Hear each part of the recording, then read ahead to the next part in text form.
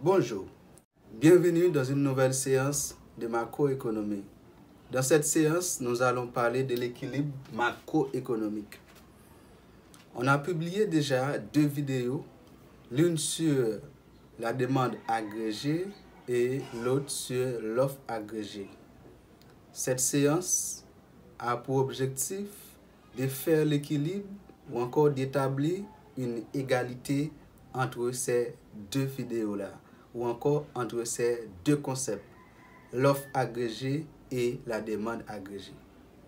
Je te remercie parce que vous faites partie des gens qui suivent nous, qui regardent les vidéos. Et si vous pouvez abonner à la chaîne là, je m'invite à faire ça. Et puis, pas oublier de dire qui sont pensés dans les commentaires. En microéconomie, nous parlons de l'équilibre sur le marché de l'offre et de la demande des biens et services. L'équilibre sur le marché au point de vue microéconomique, c'est ça nous sommes capables de dire, c'est égalité entre la quantité offerte et la quantité demandée. Au point de vue macroéconomique, on parle de la demande agrégée ou la demande globale dans une économie qui est égale à la consommation des ménages plus l'investissement des entreprises plus dépenses du gouvernement plus les exportations et moins les importations. Et l'offre agrégée qui, de la même manière, qui représente la quantité offerte par les entreprises. Dans la vidéo sur l'offre agrégée, on a vu l'offre agrégée à long terme et l'offre agrégée à court terme. L'offre agrégée à long terme, c'est, on peut dire, c'est lorsque la quantité, alors lorsque le PIB réel est égal au PIB potentiel. Et on a parlé aussi de la courbe d'offre agrégée à long terme, qui est une droite verticale passant par le PIB potentiel. Et pour la demande agrégée, on a vu c'est la relation entre la quantité demandée du PIB réel et le niveau des prix. Maintenant, nous allons parler de l'équilibre, au point de vue macroéconomique. Là, nous allons voir l'équilibre à long terme et l'équilibre à court terme, parce qu'on parle de l'offre à long terme et l'offre à court terme. L'équilibre à long terme, c'est cet équilibre-là que toute économie a cherché, un équilibre à long terme. Et l'équilibre à court terme, c'est la rencontre entre la courbe d'offre à court terme et la courbe de demande agrégée. On a vu comment présenter l'offre agrégée à court terme et la demande agrégée. Lorsque la courbe d'offre à court terme se rencontre avec la courbe de demande agrégée, donc on parle de l'équilibre à court terme. L'équilibre à long terme, c'est une situation que toute économie a cherché pour atteindre. Pour trouver l'équilibre, il faut établir l'égalité entre la demande agrégée et l'offre agrégée à court terme. L'équilibre à court terme établit ou encore décrit la situation de l'économie à chaque point dans le temps, à court terme, à chaque point. Donc nous allons voir ça à travers un exercice que nous allons résoudre ensemble pour nous voir comment offre à court terme les varier dans le temps. Maintenant, il existe 3 types d'équilibre. C'est l'équilibre de chômage, l'équilibre de plein emploi et l'équilibre de suremploi. D'abord, l'équilibre de chômage. On parle de l'équilibre de chômage, c'est lorsqu'on est dans une situation où le PIB réel est inférieur par rapport au PIB potentiel. Ou encore, si le PIB potentiel est supérieur par rapport au PIB réel, on parle d'un équilibre de chômage. Le PIB potentiel, le potentiel de production au sein de l'économie, est nettement supérieur par rapport à la valeur produite réellement au niveau de l'économie que l'on appelle le PIB réel. Avec un équilibre de chômage, on est dans un état récessionniste. Donc, c'est-à-dire, il y a autant de main-d'œuvre qui ne sont pas employées. L'équilibre de plein emploi, c'est lorsque le PIB potentiel est égal au PIB réel. Donc, ça, on dit que les ressources sont pleinement utilisées. C'est ça qu'on est capable de dire, toute économie a cherché. Troisième type d'équilibre, c'est l'équilibre de suremploi. On parle de l'équilibre de suremploi, c'est lorsque le PIB réel excède le PIB potentiel. Donc, la production réalisée dans l'économie est supérieure par rapport à la capacité de production. Dans ce cas-là, on dit que les ressources sont suremployées. Donc, il fait en sorte que facteur de production, ils employé une façon pour capable bailler plus que ça, capable bailler à la normale. C'est ça nous relève un équilibre de suremploi. L'équilibre de suremploi provoquer ça nous capable de un état inflationniste. Donc avec suremploi des facteurs de production, ça va avoir un impact sur le niveau des prix, il va affecter question prix dans l'économie à la hausse. Donc ça nous allons parler d'inflation. En gros, l'équilibre de chômage produit un état récessionniste, l'équilibre de suremploi produit un état inflationniste et l'équilibre de plein emploi, c'est ça que toute économie a cherché. Maintenant, pour montrer, pour expliquer, c'est la question d'équilibre. Nous allons résoudre un exercice qui dit que l'économie d'Avalon présente les barèmes suivants de demande et de l'offre agrégée. Ici, on a un tableau. Dans la première colonne, on a le niveau des prix. Deuxième colonne, le PIB demandé en milliards de dollars. Et troisième colonne, le PIB offert à court terme. Le PIB offert à court terme, toujours en milliards de dollars.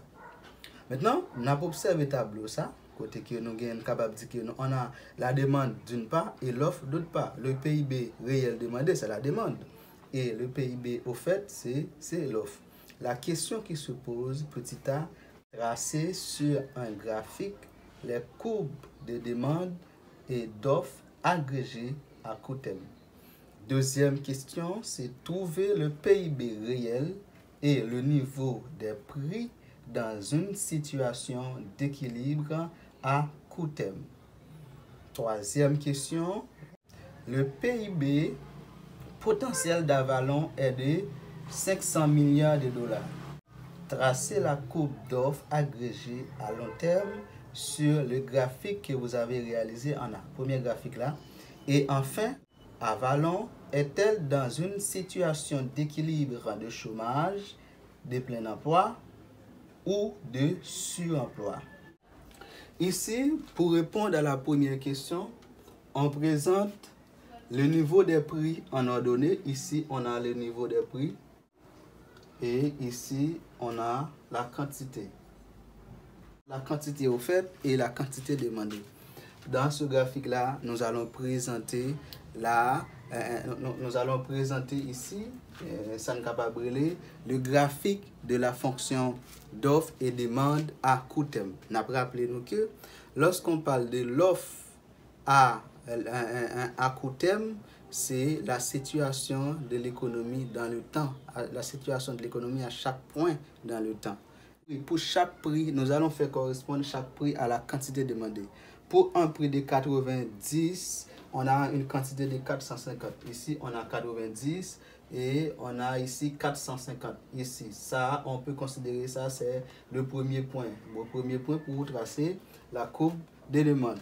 Pour un prix de 100, on a 400. 100 ici, 100 ici et 400 ici. Ok? Nous sommes capables de dire, nous sommes capables de mettre ça là. Son deuxième point. Et ainsi de suite, pour un prix de 110, on a 350. Mais 350 ici et on a 110 ici. Ok? 350 et puis 110. Ça, c'est un deuxième point. Et pour un prix de 120, on a 300. Mais 300 ici et 120 surtout ici. Ok, ça c'est l'autre point. Pour un prix de 130, on a 250. On trouve 250 ici et 130 ici. Voilà, ça c'est un autre point. On met ça ici, ok, pour la coupe de demande. Et pour un prix de 140, on a 200. 200 se trouve ici et 140 se trouve ici. Donc, ça c'est le dernier point pour tracer la coupe de demande. Maintenant, après, nous allons tracer la coupe de demande ici. La coupe de demande commence ici, décroître. Voilà. Ça, c'est la courbe de demande agrégée. Ici, on dit ça, c'est la courbe de demande agrégée. Maintenant, nous allons tracer la courbe d'offre agrégée à court terme. Courbe d'offre agrégée à court terme, c'est ensemble des valeurs côté PIB à varier dans le temps. Ok? Maintenant, nous pourrons correspondre à chaque partie dans le tableau avec la quantité offerte du PIB réel. Maintenant, nous pourrons correspondre première colonne tableau avec troisième colonne. Donc, pour un prix de 90, la quantité offerte est égale à 350. Ouais, on dit 90 correspond à 350. 350, c'est ici. Pour un prix de 100, moi gagne 400. Pour un prix de 100, moi gagne 400. 100 ici. Et puis 400 ici. Ok, il est tombé là. 100, 400, il est tombé là. Pour un prix de 110, on a 450. 110 ici, ici et 450 ici. Mais 450 ici. Voilà. 110 ici et 450. Nous mettons ça là. Ok. 110 correspond à 450. Voilà. Ok.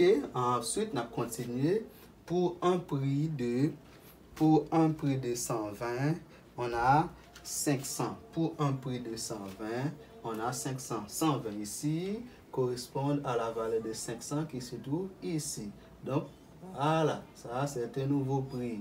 Et ensuite, on va avancer toujours pour un prix, pour un prix de 130, on a 550. 130 ici pour correspondre à 550.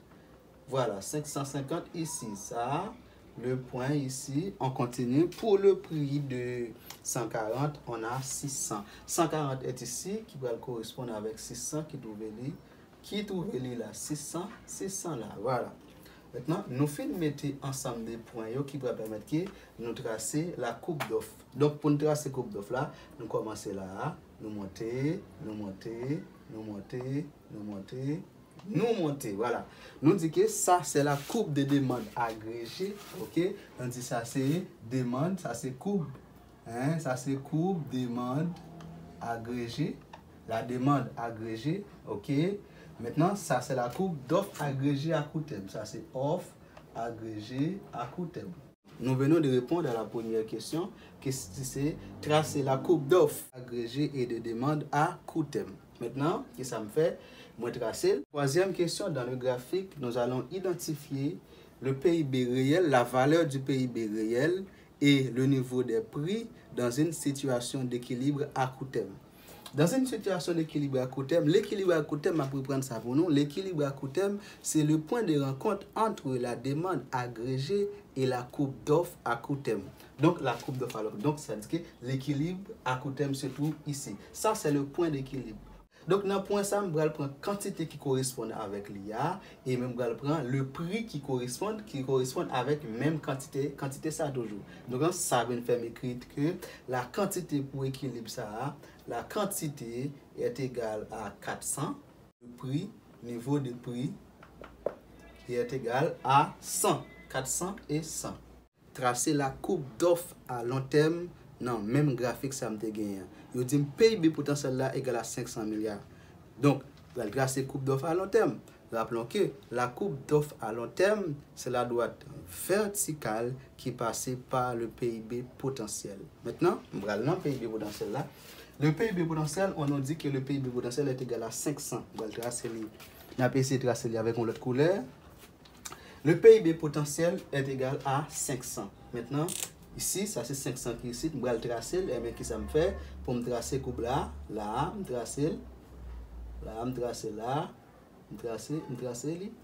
là. Donc, ouais, cette droite-là représente offre à long terme. Nous disons que dans le cas de figure, ça nous là, est-ce que le pays ça qui est Avalon, est-ce qu'elle trouve une situation d'équilibre de chômage, d'équilibre de plein emploi et d'équilibre de suremploi? On a répondre avec question ça. Pour nous répondre à la question ça, il est important pour nous capable faire différence entre trois types d'équilibre dont tu parlé.